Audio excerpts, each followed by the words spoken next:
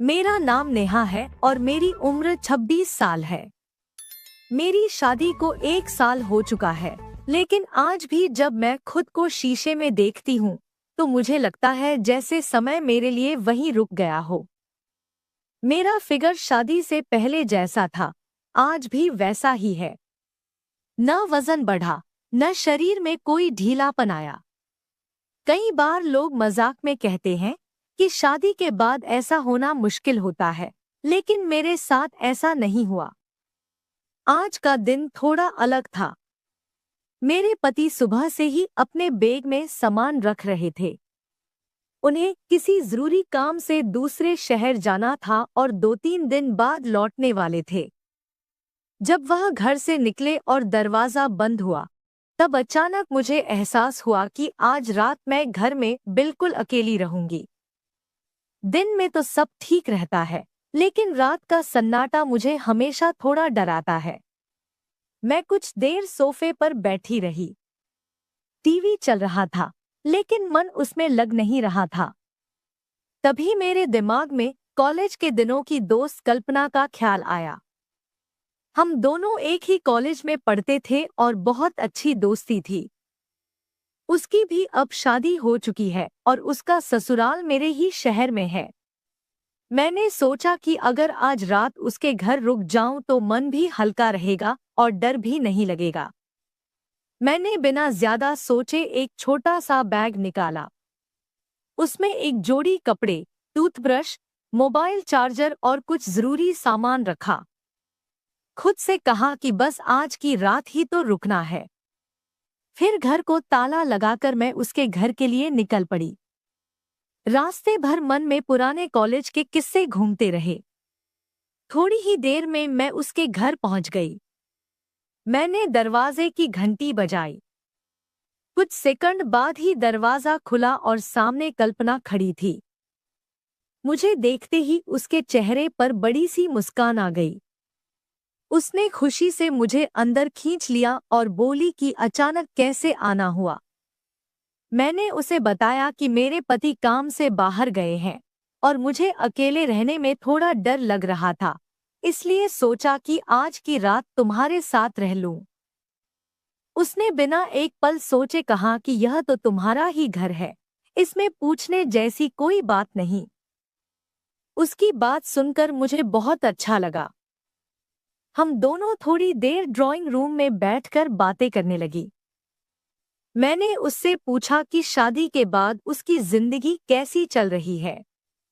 उसने बड़े सुकून से बताया कि सब कुछ ठीक है। उसका पति उसे बहुत प्यार करता है और दोनों एक दूसरे को समझते हैं।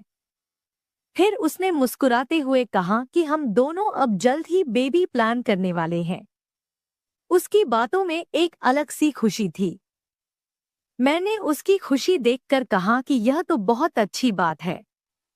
फिर मजाक में उसने मुझसे पूछा कि तुम्हारे पति इस बारे में कब सोचेंगे।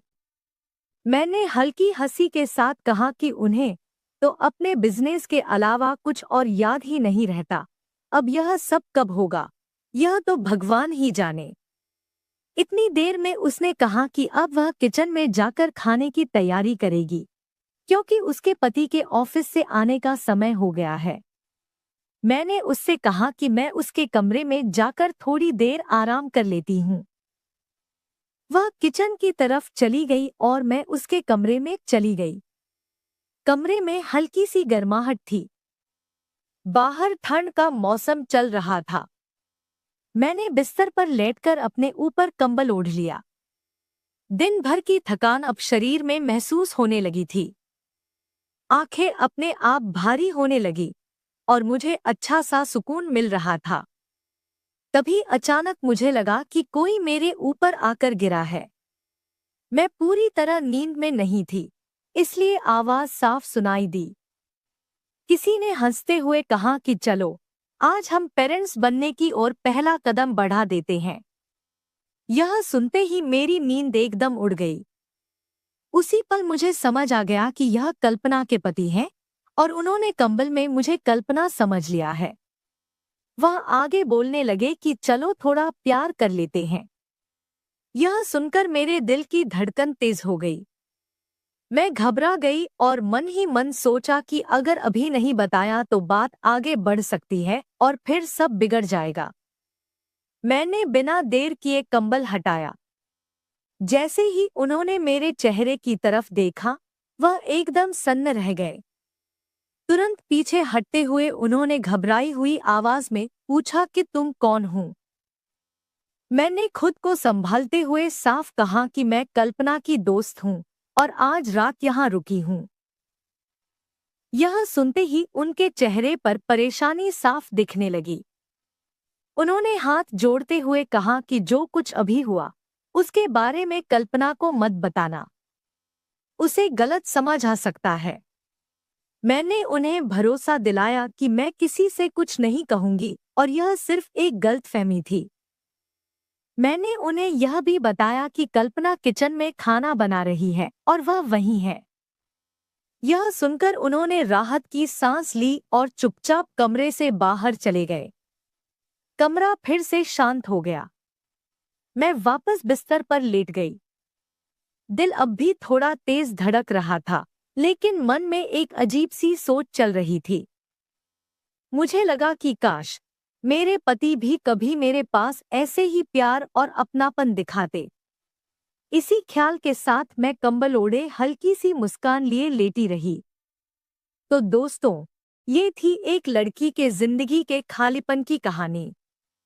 अगर आपको यह कहानी पसंद आए तो हमारे अनवी स्टोरीज चैनलों को सब्सक्राइब जरूर करें।